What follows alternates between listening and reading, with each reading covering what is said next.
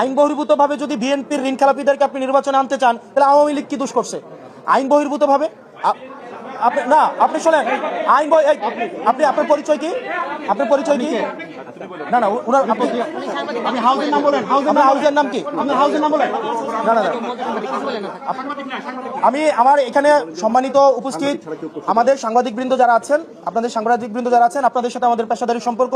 আপনারা নিরলসভাবে পরিশ্রম করে যান, আমাদের বার্তা আপনাদের মাধ্যমে জনগণের কাছে পৌঁছায় এবং বস্তুনিষ্ঠ এবং নিরপেক্ষ সাংবাদিকতার মাধ্যমেই 5 আগস্টের পরে এবং পূর্বে আপনারা ইতিমধ্যেই আপনারা দৃষ্টান্তকারী আপনারা উদাহরণ সৃষ্টি করছেন।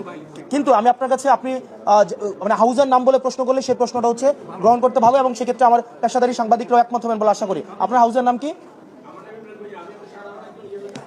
ওকে ভাই, এখানে প্রেস ব্রিফিং হচ্ছে, আপনি প্রশ্ন করবেন না।